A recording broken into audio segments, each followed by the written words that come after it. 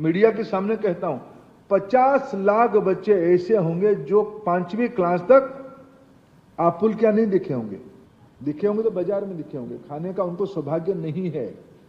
अंजीर तो उनकी जिंदगी में शायद 10वीं के बाद आया तो आया, नहीं तो नहीं।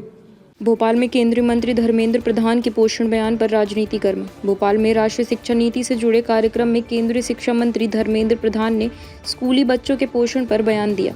उन्होंने कहा कि मध्य प्रदेश के 1.5 करोड़ बच्चों में से कई को एप्पल, अंजीर और दूध का पोषण नहीं मिलता। उन्होंने सुझाव दिया कि सप्ताह में एक दिन बच्चों को फल देने से उसमें से कोई नया प्रतिभाशाली बच्चों जैसे अब्दुल कलाम उभर सकता है। स्कूल में विजिट करके कम से कम, मैं मध्य प्रदेश की जो 1 करोड़ 50 लाख स्कूल बच्चे पढ़ते हैं ना, मैं जिम्मेदारी के साथ कहता हूं, मीडिया के सामने कहता हूं, 50 लाख बच्चे ऐसे होंगे जो 5वीं क्लास तक आपुल क्या नहीं दिखे होंगे तो बाजार में दिखे होंगे, खाने का उनको सौभाग्य नहीं है।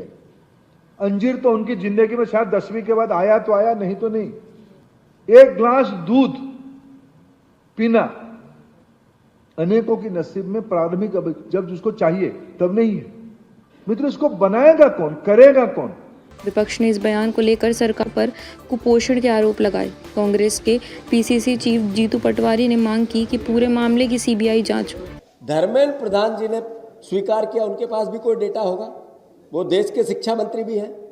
उन्होंने कहा कि 50 लाख बच्चों ने एप्पल नहीं देखा, दूध नहीं मिल रहा, अंजीर देखा ही नहीं। यानी 50% बच्चे यहाँ पे दूध नहीं पीते हैं, फल नहीं खाते हैं, जिनके पास अंजीर की व्यवस्था नहीं, काजू क्या होता है पता ही नहीं उनको। ये देश की सरकार ने 20 साल की 22 साल की भारतीय जनता पार्टी की सरकार के मुंह पे तमाचा मारा या नहीं मारा? इसका हमारी सरकार में, हमारे शिक्षा मंत्री में, हमारे मुख्यमंत्री में, यहाँ के जो शिक्षा विभाग के अधिकारियों में कुछ लाज शर्म है क्या? शिक्षा कोई राजनीतिक मुद्दा है? कुपोषण कोई राजनीतिक मुद्दा है? बच्चों का विकास हो, उनका विस्तार हो, उनकी शिक्षा में बढ़ोतरी हो, ये कोई राजनीतिक मुद्दा है? अरे ये मध्य प्रदेश और देश के भविष्य का मुद्दा है। इस पर किसी प्रकार की कोई राजनीति हम सब मिलकर करें, यह हमें शोभा नहीं देता।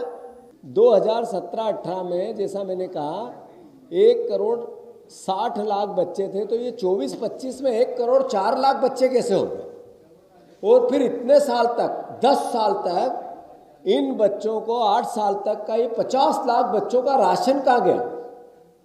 अगर एकदम से कम हुए, जनसंख्या बढ़ी, ये तो सरकारी आंकड़े हैं, ये कोई आरोप तो है नहीं। अगर जनसंख्या बढ़ी है, बच्चे घटे हैं, प्राइवेट और सरकारी दोनों स्कूल का आंकड़ा है, तो क्या बच्चे भी पलायन कर गए हैं मध्य प्रदेश से? आखिर गए तो गए कहाँ? ये सवाल है कि क्या ये नकली कागज पे बच्चे पैदा कर दिए थे और उनका राशन खाया जा रहा था? उनके एडमिशन गलत तरीके से भ्रष्टाचार रूपी कर दिए थे? ये कैसे, कौन सा दुनिया का मैकेनिज्म है? ऐसा कभी इससे पहले कि समय बढ़ता जा रहा है, भारत की जनसंख्या बढ़ती जा रही है, हम 7.5 करोड़ से 9.25 करोड़ हो गए, पर हमारे बच्चे जो स्कूल जाते थे वो 1 करोड़ 60 लाख से 1 करोड़ 4 लाख रह गए, और इधर 7,000 करोड़ का बजट 37,000 करोड़ का हो गया।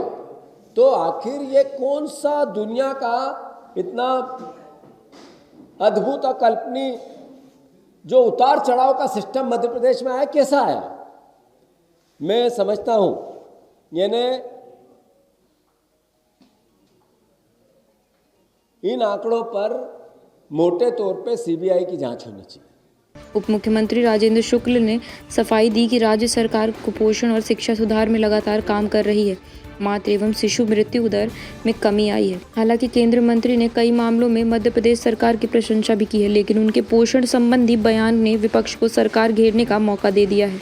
देखिए, चाहे वो स्वास्थ्य का क्षेत्र हो, चाहे एजुकेशन का हो, चाहे कुपोषण का हो, हर क्षेत्र में हमारी सरकार स्थितियों को बेहतर करने में कोई कसर छोड़ नहीं रही है।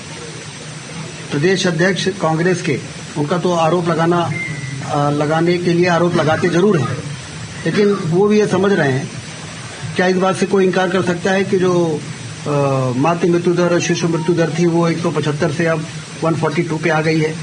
जो हमारी शिशु मृत्यु दर थी तो वो फिर 50 से ऊपर थी, वो 37 में आ गई है। तो कुल मिला के हमने जो प्रयास किए, जो अधोसंरचना बनाई, जो व्यवस्थाएं शुरू की हैं, उसके कारण हम सुधार की दिशा में आगे बढ़ रहे हैं। और ये हम नहीं, ये केंद्र सरकार भी मान रही है कि इंडिकेटर जो हेल्थ के हैं वो सुधर रहे हैं। इसी प्रकार से कुपोषण के मामले में भी जिस तरीके से प्रधानमंत्री खाद्यान्न योजना और तमाम तरह की योजनाएं चल रही हैं, उससे स्थितियां बेहतर हो रही हैं।